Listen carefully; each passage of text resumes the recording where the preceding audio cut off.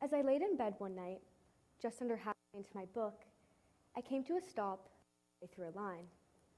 The line wasn't particularly special.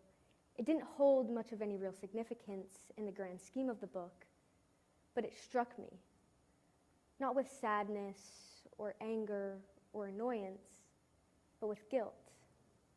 Guilt that I have been living safely in a country where the government cares about me, while so many others, now and in the past, have only ever dreamt of that. And whether these feelings were warranted or not, it's how I felt.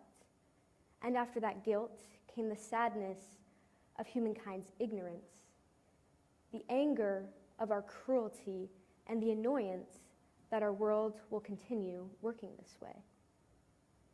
That our society will continue marching on without understanding that the exact blocks at which they are marching on were built due to the extermination of others' lives. Evil doesn't know it is evil, like the mad don't know they're insane.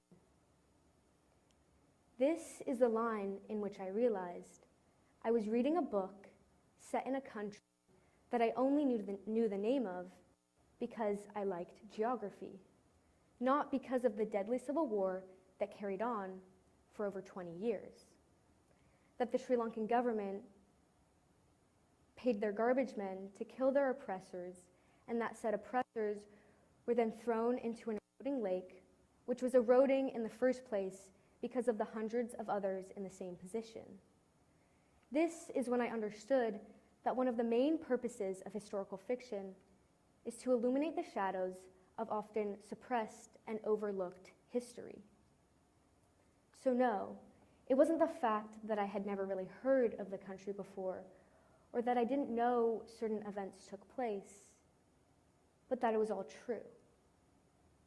Yes, some were fabricated, in the sense that not all characters were real, and to me, ghosts can't talk to humans.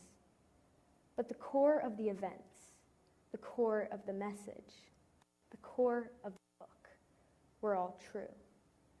That is the impact of historical fiction. Historical fiction, whether we see it or not, is present everywhere in our society. It's found in film, literature, music, and in 2020, it was found to be the third most popular subgroup of fiction in Canada and counted for 32% of all printed books in the country. And whether this number seems big or not, I'll remind you that we don't often realize the presence of historical fiction in our society.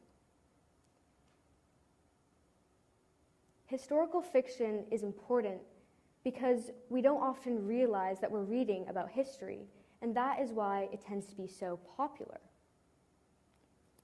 As a self-proclaimed history buff myself, I enjoy learning about the topic.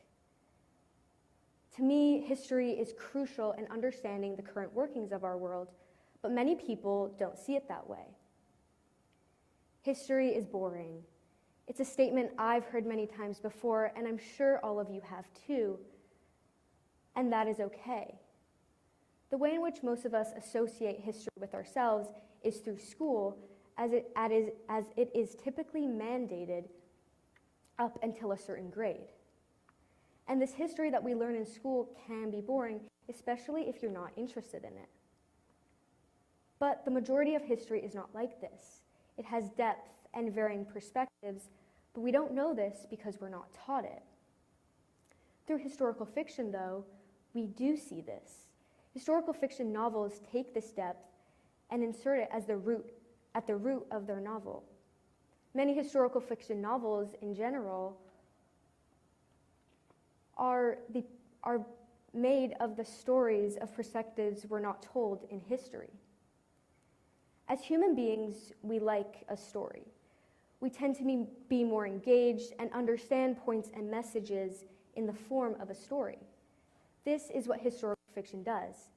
It takes history, which is often complex and dense, and curates it creatively, which allows us to understand it to a better extent. This is crucial when trying to learn about history that has been suppressed. If we are more likely to watch a film or read a book We are therefore still able to learn about history and understand it to a better extent. I had not realized at the time, but as I reflected, I understood that my mind had opened. My mind had opened simply because I picked up a book that intrigued me because of the cover. I had not known at the time of picking up this book that I would learn about historical events and history that impacted me. And that is what historical fiction does. It allows us to learn and to foster new knowledge. Historical fiction itself is a genre that is defined as narratives that take place in the past. Now, when I first heard this definition, I couldn't understand how a definition of a genre could be so broad, how it could be so open to interpretation to both authors and readers. But as I thought about it more, I understood that it allowed for inclusivity, that it doesn't create a barrier in which authors can and can't explore certain history. In fact, I would even argue that it encourages authors to explore the history that has been suppressed. And I don't mean to diminish the importance of nonfiction books or traditional history books, as I myself believe them to be some of the most important medias to learn about history. But these books can often feel complex and inaccessible to much of our society. So through historical fiction, we're able to learn about history in a much more manageable and accessible way, which is crucial when trying to get our society to learn about suppressed history. And I know this genre isn't perfect. It won't teach us everything we need to know about history, but it is a starting point. To me, historical fiction is a corridor. As you're reading the book, you're walking through this corridor, and as you get to the end of it, you're faced with a plethora of doors. Each of these doors leading into a new branch of history that you can learn about through different medias. And as I leave here today, I want to say to all of you, the next time you open the cover of the book, remind yourself that you're opening another door to a world full of possibilities and knowledge. Thank you.